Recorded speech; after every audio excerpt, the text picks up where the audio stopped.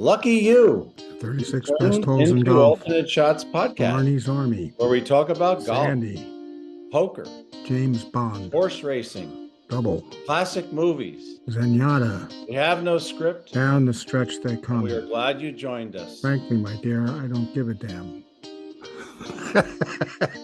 So, Billy, we're back at it again. How about that? And we have a legend at Wingfoot, someone I've known for 50 years. He's a couple of years younger than me, unfortunately for me, but not for him. Look how young he looks. Ken Ferriter, how are you doing, Ken? Doing great. Great Welcome to be aboard, with you guys. Ken. Yeah. Ken has seen it and heard it and seen it and heard it and seen it and heard it. And we're going to done it. And done it. Maybe some of the things he's done, we're not going to put on the podcast. I don't know. Are you a G-rated storyteller again? You got them all G-rated? Yeah, I'm pretty good at keeping the polish on it so it doesn't get too rough, but I know where the line is, so I'll try to keep it clean.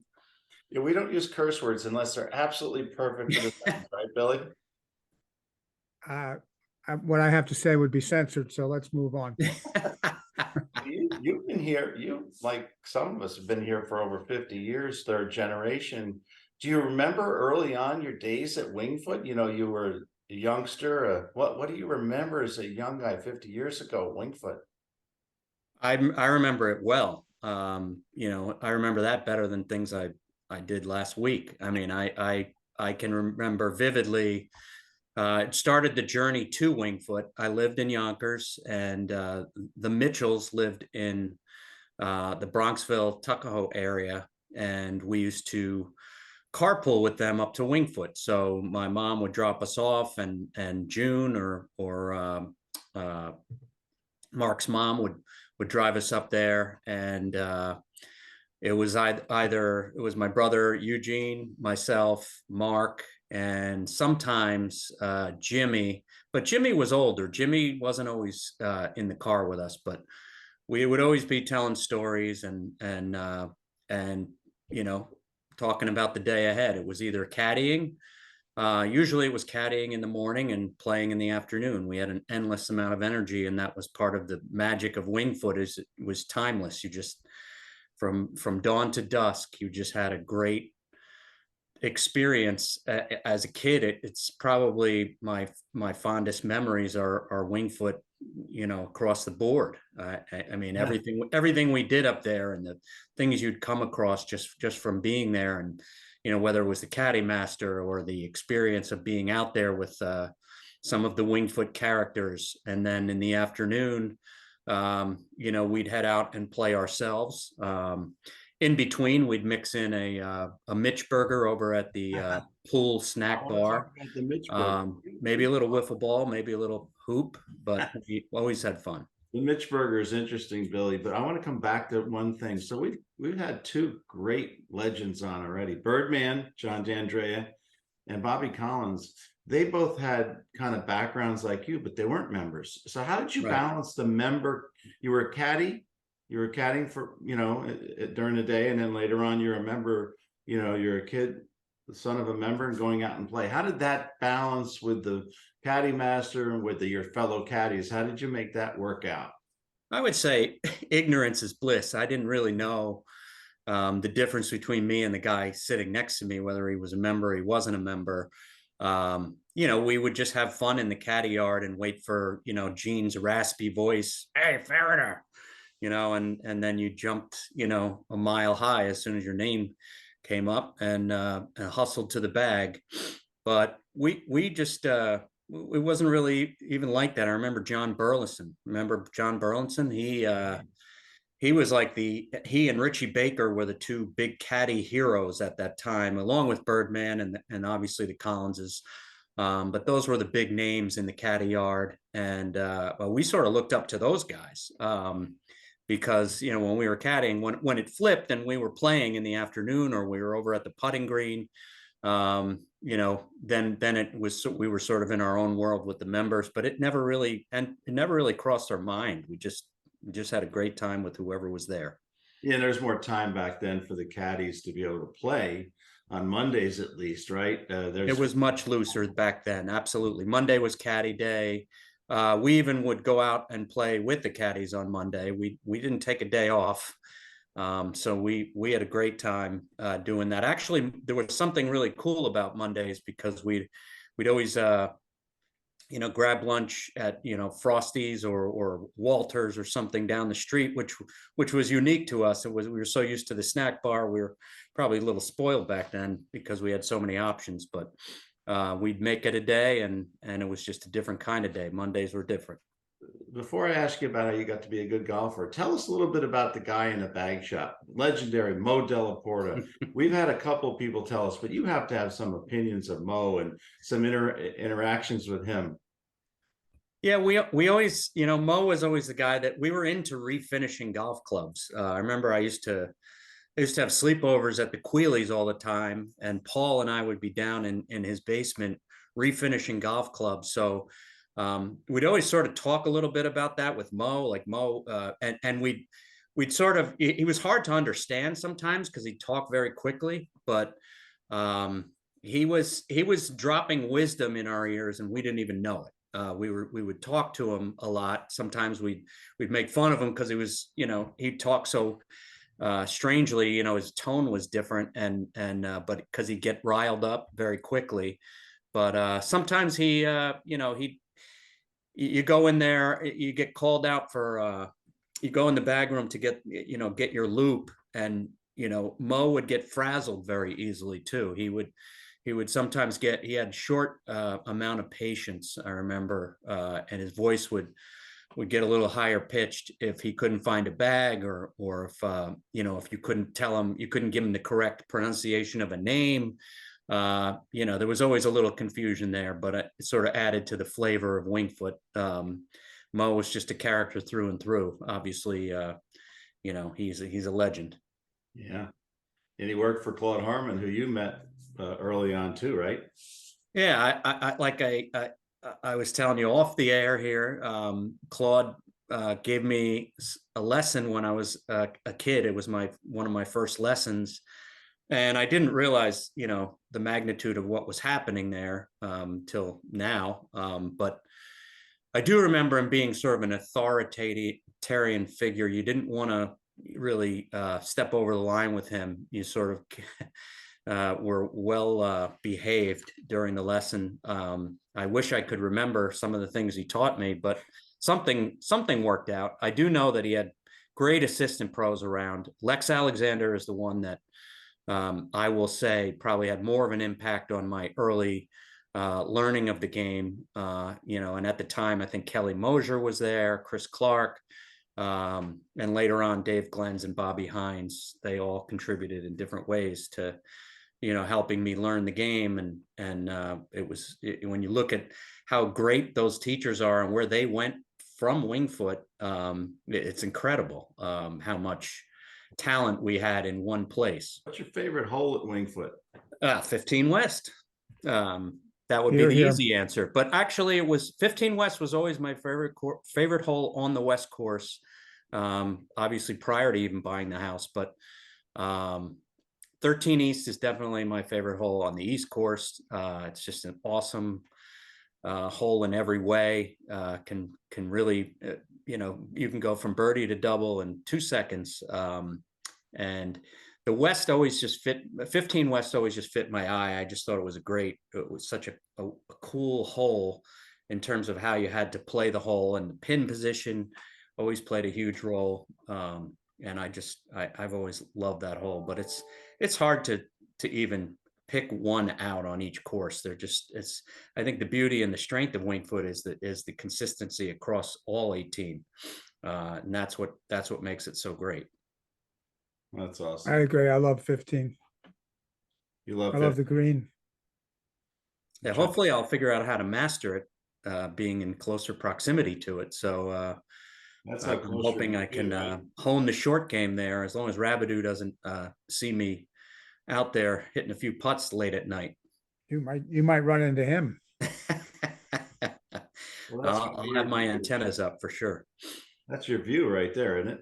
Yes, it is. It's a beauty. Is the nice thing too is you can see the foliage there. I mean the colors. just in the short amount of time that we've spent over at the house, just seeing how the how they landscaped it and just how the trees change colors. I don't know if you guys caught the initial video that was sent out to the membership for the centennial. Dan Hicks did the voiceover, and it was let the celebration begin, and it talks about seasons. The name of it is Seasons. If you go back, we actually have an archive that we're building on the site, because it's a bi-weekly video series that Mark Loomis is working on with some folks he's brought in to help produce those 2-minute vignettes. They're terrific, and the first one really talks about the different seasons and how it changes the look and character. But there's some things that are just like bedrock that never change, that define Wingfoot, because it's strong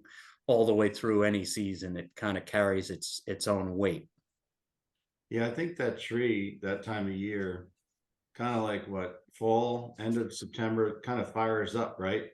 And it's Yeah. just, think of a tree as, in its own way, as two west, the elm overhanging two west is in a different way. But there's no other tree like this one behind. And we haven't even talked about, we'll talk about why this is your hole, because it's your backyard now. How did that happen? How are you living right next to 15 West and famed Fred Corcoran's former house? Well, I might have met Fred when, I think he passed away in 1977. I've done a lot of homework on Fred, and I read his book after I bought the house, that I think was presented to us. Ted Williams, arguably the best baseball player ever, or one of them, certainly on the short list, and my father's idol, incidentally. He was really best friends with Fred. He wasn't he was an introvert, but he was Fred's biggest client. And obviously he spent a lot of time at the house, and she called him Uncle Ted. Sam Snead spent a lot of time at the house. Yeah. Tony Lima, the stories of them staying at the house during the Westchester Classic, during that week, and hitting golf balls over the tree line on by between 15 and 16 there off the patio. They a few cocktails mixed in, of course. Fred had a little game they would play right from the patio to this green, right?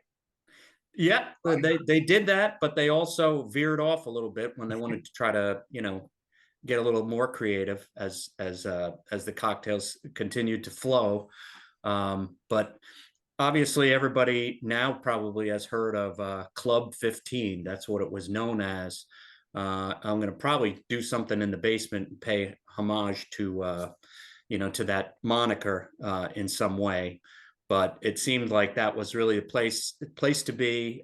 One of the first things that everyone said to me when they heard I got the house was, when are you moving in, and where are you going to put the cooler? Because Fred was famous for leaving beverages out for his brethren at Wingfoot. And I've been told that when he had the flag, he had a flag stick that would hang off the balcony of the upstairs.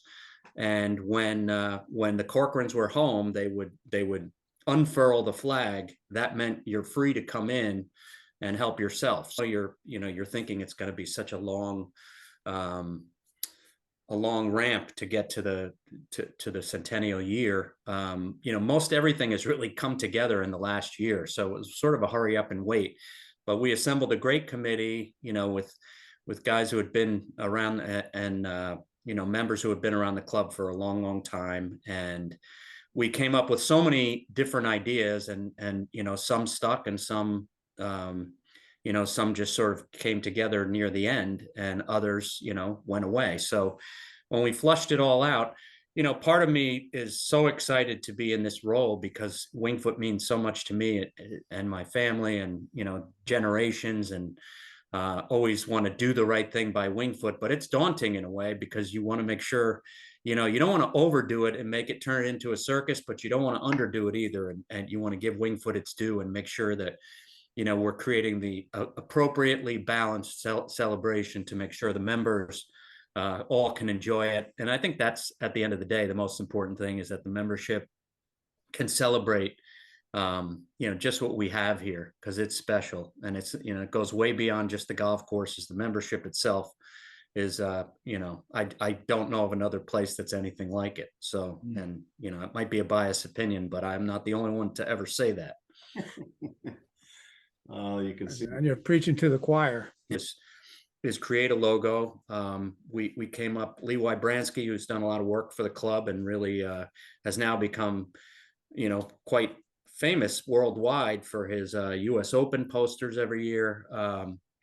He had worked to put a special Centennial logo. We actually have two versions, a primary and a secondary version. And we came up with a special idea of creating a tartan design, which would actually be a blending of the original red, which was Wingfoot's logo was, as you know, red, a lot because the founders came from the New York Athletic Club, and there's a whole story behind that. But the tartan is sort of a mix of red and today's blue, and it's really cool. We did blankets for all the members as sort of a starting point to get you through the winter and get you excited about what's to come. We're going to have some great events, gala celebration weekend over Memorial Day, where we're going to have a big black tie affair down in the just outside the clubhouse. We're going to actually construct a pretty grandiose looking tent. I hate to call it a tent. It sounds so small and mundane. On June 16th, we're actually going to have a tribute to the first ever round played at Wingfoot when Nibs Noble, it was before the club opened, because the club didn't open until September 8th, but Nibs Noble and crew played a composite course on the East and West prior to its opening, but it was the date of the first ever foursome. And we'll commemorate that by having a sort of a member tournament that day. And we're going to set the pins up as US Open pins from 2020 on the West course. So that should be an added element. And speaking of pins, one of the things we're going to do this year, we're going to bring back what a lot of people don't know, and they may be shocked when they see it, is for select dates, we're going to bring back basket pins because before Wingfoot actually had pin flags, they had basket pins in the 20s. And I was not aware of that, but there's visual evidence that this did happen, and we're gonna spot it in for one of the early member tournaments, and I think it'll be a lot of fun. I think people will be asking questions. Some people will be shocked by thinking it's this isn't really Wingfoot, but it actually was. That's where it started. So give out trophies or some sort of giveaway for anybody that hits. And hits the thing, right? Yeah, absolutely. Yeah. And let me just say, I mean, Neil Regan, Billy, your brother, obviously, God rest his soul. He was such a tremendous inspiration for so many things regarding the centennial. I can't tell you the number of times I say, I wish Neil were here right now. I could ask him about this or that. And I've never been much of a huge history buff, but Neil doesn't even know that he completely inspired people on the committee. And I can say that I'm so much more interested in the history of not just Wingfoot, even other things now, because of him. I think he the way he looked at things and the passion he showed around it just made you want to embrace it with him. But Wingfoot was such a great passion, and it was fun to listen to the stories and hear a lot about the history. I got enough of that information to probably last a lifetime, but I hope I retain some of it. Anyhow, so we're gonna continue to pay tribute to Neil throughout the year. He was hugely important to the way we organized the whole committee. One of the other things we're going to do is we're creating an outdoor centennial garden where we'll have a sculpture erected right outside the pro shop, outside the archway there on the clubhouse side.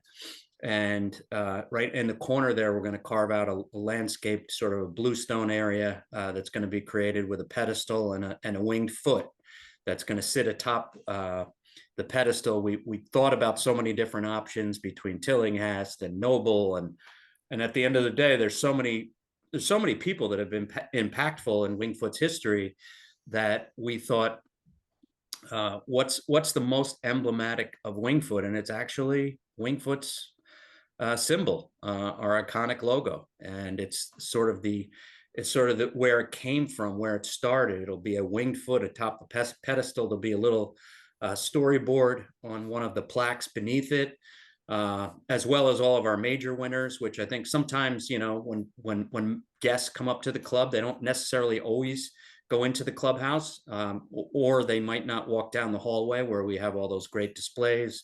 It's a great outdoor sort of opportunity to sort of take a peek at all the major winners, and maybe take a picture by the winged foot. It might be our sort of iconic symbol, hopefully down the road, but it really pays homage to our founders. One of the other big things that we've decided to do, and we've actually informed the members about this, is we're starting a Wingfoot Hall of Fame.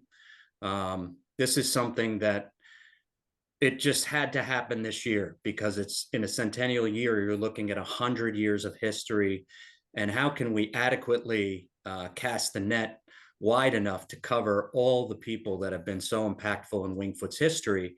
Well, you can't do it all in one shot. There's so many. I think when we created a subcommittee, a Hall of Fame committee, and we had seven people on that committee that have been here collectively probably over 200 years, member wise, and it was really a lot of fun. We ended up listing over 55 figures that have had a huge impact on Wingfoot, starting with Nibs Noble and Cliff Wendehack, the architects, and Tillinghast, obviously. So there's such a deep talent pool. I don't know that you could go to any club in the world and find such a group of talented people, whether it was the pros, whether it was some of the members who have had such an influence on the game, whether it was the founders, the architects, so many, the Fred Corcorans of the world. So you have characters, you have very influential figures, and this is a way of really starting something off to kind of set a platform for future generations. That was the whole idea behind it. Let's not just do it for this year, but let's create something that can be sustainable over a long period of time, and really allow Wingfoot to celebrate the deep history that it has, and the uniqueness of the depth of talent that we have. And the members already know the two biggest tournaments at Wingfoot are named after maybe two of the Hall of Famers, Nibs Nobles and Tilly. Those are. Yeah, I don't think it'll be a big shock to anybody that they are going to be part of the inaugural class. I don't think I'm sharing anything out of school there, but right now we're debating how big that inaugural class is going to be. So We got a lot of catching up to do. When you look at the list of people that aren't on the recommendation of the committee for the inaugural class, you're scratching your head saying, "Oh my God, that doesn't make any sense." But that's what we hope to do. Is we hope to create some debate, not to go too far, but we want to make sure it's a healthy debate, and it gets people. You might get a phone call or two. Well, Wingfoot has enough alpha personalities that I don't think, no matter what the topic is, I'm on the admissions committee, I was on the nominating committee, and the centennial committee. So between the three, I think I've heard it all. A lot of people passionate about a lot of stuff. Yep. Exactly. Billy and I talk a lot about Tilly, and there's a lot been written about him. And he was a gentleman, hard drinker. He'd sit out there under the tree while the white mule was being pushed by one of the laborers on 13 West. And that's why they call that white mule. And, but there's very little I've seen about Nibs Nobles, but he had to be somebody to get all these, as Billy and I say, to herd all these cats together from the athletic club, and then the people that weren't from the athletic club that started Wingfoot. He had to have some personality. Do you know anything about him, or have you done any research on him? Yeah, I mean, anecdotally, I've obviously heard Neil talk about him quite a bit. He was probably the most charismatic of the group, which included Williamson Engel and a few others that you would probably recognize the name. There's a handful of legacies that go all the way back, but Sweetser is another one. Mhm.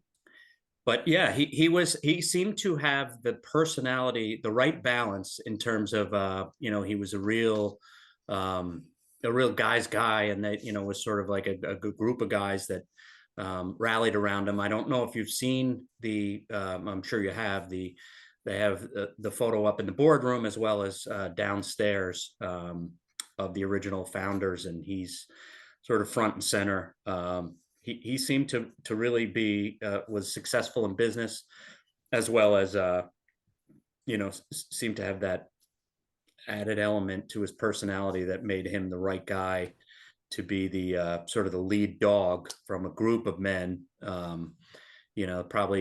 Probably a half a dozen were most instrumental, but he was certainly at the front of the line and is most well known as a result. Tough business. What foresight they had. Yeah.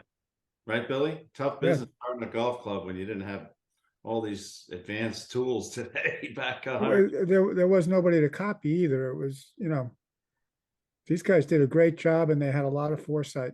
Places. Have you ever seen any club with has two golf courses with so many memorable holes, say all 36 are memorable? Have you ever seen a club like this? No. I've certainly played Baltusrol. I live out in New Jersey and I've played that a number of times. It's a Tillinghast, so I would say that's one that you can use as a comparative, but no disrespect to Baltusrol, but I don't think I don't know that there'll ever be another Winged Foot, that just the way it's, because of its heritage and when it was built, and how it was built and the character of the golf courses. It just, the strength of Winged Foot is it's just, 1 through 18, it's solid, that you can't say, well, yeah, there's a stretch out there where there's a couple of goofy holes. There's a few tricked up, dog legs or everything is it's almost perfect. And it's one of the things Winged Foot has that Baltusrol doesn't have is the clubhouse location is ideal. yes. So all the 9s come in, well, 10 on the East course come in.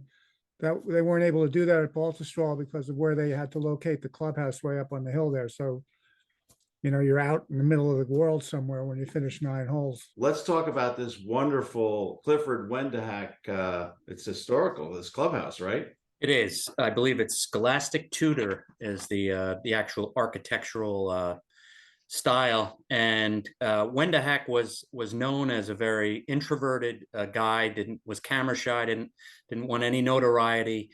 And Tillinghast, as you know, was a personality in and of himself, as you mentioned earlier. And what really came together nicely was they were able to collaborate on what their collective vision was for the clubhouse. Tilly always wanted it to appear when you were walking towards the clubhouse that it was sort of something that rose out of the ground. And actually, one of the architectural elements when they were building it out on the roof structure, they made the tiles smaller as you got higher up towards the rooftop, as a way of creating an illusion of a building being taller than it is. So I think that was sort of interesting to hear, because it sort of creates a more majestic, visible structure coming out of the ground. And when you do walk up 9 West or 18 West or 18 East, it's incredible. I mean, to me, the view is just unbelievable. I always, with guests, will take photos on about 100 yards in on 9 West in the fairway there, because that's the money shot. But there's so many of them now. Yeah. I never heard that before, but now you're telling me that not only did Tillinghast play tricks with our minds, but the clubhouse architect played tricks with our minds. You can even see, it's not hard to see the smaller tiles at the top of this roof. Toward the bottom, they're bigger, right? Yeah, he was much more of an understated guy, whereas Tilly was an irascible figure. He was sort of a, he was a moody guy. It's no secret that he was good friends with Donald Ross, which I read recently, and I thought that was very interesting. And obviously they took it out on golfers, that they had some anger issues collectively. Clearly, it worked on many of the holes at Wingfoot for sure, but they had a sinister side to them, but also a genius side, obviously, because of their works. Well, until he stressed the importance of locating a clubhouse before designing a course itself, whenever possible. Although he said sometimes you're stuck with a property that has a mansion on it or something like that, and you're kind of stuck with where the clubhouse goes. That wasn't true with Very us. true. Yeah, and to your point about Baltusrol, I think this was an ideal location because it really sits right in the middle, sort of at the top of where of where and everything converges there. Geography sort of lays out. Yeah, it's perfect. Plus the views from the clubhouse at so many different holes. So yeah, no doubt about it. They got it right. They did. The irony, Billy, we talked about something before in another episode. We don't have a halfway house, but the irony is we do. No matter where you are, except for 10 East, you can get a little nitpicky about that. You're coming in at halfway, It's not that long a walk from 9 East if you're playing 9 holes to walk in. And no one does it. They would obviously play a 10th hole, but yeah. I'll take that over any halfway house I've ever been in. It's sure. It's as good as it gets. Speeds up play too. We're going to go talk about that beautiful tree on 10 East. So there it is. He gave me this document. Let me do this. Let me move us over here. So you gave me this article. I guess Dave Anderson wrote it, which is pretty cool. This is another look at the clubhouse, but it looks at the most important tree, certainly in our lifetimes, until when it came down in the 90s, right? Talk about that a little bit, Ken. This is 10. Yeah, it was. I mean, it was really sad to see it die when it did, and I know we did everything we could to save it. We had wires wrapped around it. We were feeding it. We were doing all kinds of horticultural things. CBD was injected in its arm. Yeah, it just they don't live forever.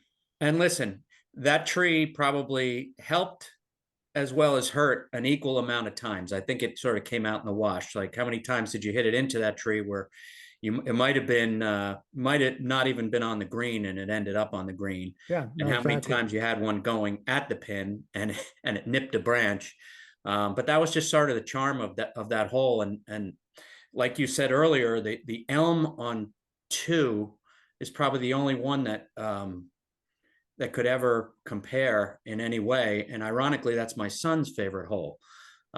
Without ever seeing, he was born in 97, so he never saw the Wingfoot tree.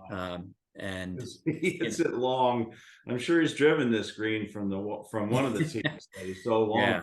Well, another strength of the design is that even without the beloved tree, the hole stands up. So it's still a good hole. We always thought that it would, and if you see there, it says pin oaks will be transplanted. They did actually try. Yeah, they put one in and to took put it in, back and out. it didn't take. Yeah. I know one of Neil's ideas was to do a tree planting out there during the centennial, and I said, okay, well, if you can get Steve Rabideau to approve that, I'm all in. And that's not going to be part of the centennial year, but it was one of my favorite ideas, I will say. Yeah. And when we're looking at this tree, it's sort of a false look, because in the springtime, the summertime, in the fall, it had a canopy. The canopy was all the way over to the left bunker, almost probably shading 1 East tee, right? Yeah. And so if they weren't invented already, Barkeys must have come from this. Chip Archer's favorite hole. Absolutely. No, it was an amazing sort of a portrait with the clubhouse in the background. I mean, just look at it. It's just something you could stare at for hours. Yeah. And yeah, when the leaves came in, it was it was just even that much more brilliant. But yeah, it's a shame it didn't last, but it certainly was a defining tree on Trying to Wingfoot figure site. out the tree on And here. the whole entranceway was lined with trees when the club opened, right? Elm trees. Yeah, right down the line. Yeah. We'll get to that picture in a minute. So here's the 10. Here's 10 now, right? Look at the difference. Yeah, I mean it looks like a different hole, but it's beautiful because you could see more of the clubhouse, so it's beautiful in that way. But And the it just looks contours. different. Yeah. Where do you think the toughest pin is on pin location on 10 East? I think when they put it up front, Yep, I agree. it can spin off your ball unless you play it. There's a little berm on the right that you can sort of use as a backboard. But even when you do that, unless you carom it perfectly, it could roll right off the green and just keep going. Yeah, and Especially if you're a little too far left, it rolls down and takes the left turn towards that bunker. So and that's true. if it is in the if your ball does happen to go to the back left or even the middle of the green, putting up to that location is treacherous because you're so afraid of hitting it too hard Yeah. that you might not get it to the up to the top of the hill to get it over the hill. So it's you really you can't win in that circumstance. You have to hit a perfect putt or nothing. Right. I don't think I'd ever seen anybody hit the green. I've seen people reach the green. I've seen Mike Gilmore reach the green, but never be on the green. And Nolan had an impossible two putt from back there. So, and Drake, who was short of the green on the left there, had an easy up and down, and he got it up and down. So it just goes to show you that, even if it's drivable, it's not necessarily. That's the best thing about short par fours. Yeah, 6 West, perfect example. Yep. The Riviera, they were playing that 10th hole. That's just one of the coolest par fours. Awesome. About Same this, idea. Same idea. Well, you tempt them with a reachable par four, but it's not, if you miss, you're in a little bit of a bind. Yeah, you get an awkward short shot that you're not used to hitting, and Or you're it turn into short-sided in one of the bunkers or, exactly. It's called the Avenue of the Elms. I love it. I have not seen this picture. Billy, I think you provided this picture. Yeah, I just sent that to you today. I found it in Neil's stuff. Do you think the golf course was in place by this time, or this is early before it might have been open? I don't think the clubhouse is built yet. And I don't think the You course certainly is there. can't see it. You can't see it. And the range would be right there on your right. Yeah, I think I see the mat there behind the second tree. Yeah. And the ball. Yeah, no, wait, yeah, there's Alicia. There's but it's there sure were a lot of elms there and silver maples, which is this is what people see even today. They see something like this with some of those trees. What's the interesting story that you ran into? If you look back at 50 years, you got a funny story for Billy and I? I got a lot of funny stories. And some of them were actually from caddying, because that's where we really learned about golf. We learned about life. I was in the infamous foursome with I had Franny Santangelo, and I drew him a lot, which was great because he was the friendliest of the foursome. It was Franny Santangelo, it was Billy Fugazi, it was Don Scott, and Joe Savoca.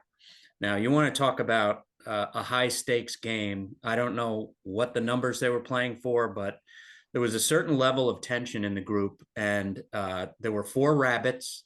And I remember Paul Quilly was one of them. We were on 7 West, and I was on the left-hand side of the green, and Paul was over on the right, and it looked like he was standing a little too close. He was holding the pin, so I sort of gave him the signal, back up a little bit, back up. So he slowly just started walking and walking, and I believe it was Savoca that was lining up his putt, and all of a sudden, the pin flew up in the air, and overboard went Paul. Heels and pin. He went right down into the bunker. He had no idea what had just happened, but he just went backwards into the bunker, and it was sort of a nervous laugh at first, and then Don Scott just thought it was the funniest thing. Is, once he saw that Paul was okay, I think Paul was quite embarrassed, but that was one of the more craziest moments I've ever witnessed out on the golf course from a caddying perspective. Not to mention the rake job. The right. Yeah, yeah, it probably required a lot of raking there, but playing golf, I don't know if there's any one particular memory, but I know when, back in the day, it was, on our junior teams, which we had many great junior teams. In my sort of year or two, where we were all sort of at the pinnacle of our games, it was Michael Deutsch, it was Joe Collins, it was Billy Bisceglia, it was Stevie Steinthal, Bobby Martin, Claude Colabello was a year or two older. Pam Darmstadt was part of the junior team, and she was obviously a great player at the time. But we would just go to all these other clubs and dominate. And Paul Wiedemeyer has to be mentioned as just one of Wingfoot's all-time iconic figures, much like Mo. And Paul just had a way that you never wanted to get on his bad side. He'd smoke those little Moore cigarettes, and he'd smoke them down to the very bitter end, where he'd have a long, he'd practically burn his lips, and you wanted to warn him, but he knew exactly when to put this cigarette out. But we'd all hop in his souped up, red upholstered black sedan DeVille, and go to these tournaments. And boy, the memories we had just from those tournaments alone were priceless. He was just incredible. And Helen, his wife, of course, she was always around, dressing as though she were, 22. Like she was going to Studio 54 and yeah, the skirt, right? So we obviously had a little fun with that, but I would say that was probably one of the highlights of my childhood, was just playing at all these different places and just wondering, God, this is nowhere near as good as Wingfoot. We thought, this is a cow pasture. It's nothing like what we didn't realize is how spoiled we were at the time. Alfred Hitchcock coming out with a new movie. He's alive, and he's coming out with a better thriller than Psycho. Anything better than he's ever done. But we're in June also, and you also got a choice to go to the Belmont Stakes. What are you going to do? What's your choice? You can't go to both. You're asking me? It's no contest for me. I think you and I are probably aligned on that one, Billy. You're going to the track. Yeah, I catch the movie Sunday. Oh, I didn't think of that. So sorry, I'm not a horse guy like you, but I thought we were aligned in the other regard. But you're lined up with me. Yeah. What's your favorite movie, Ken?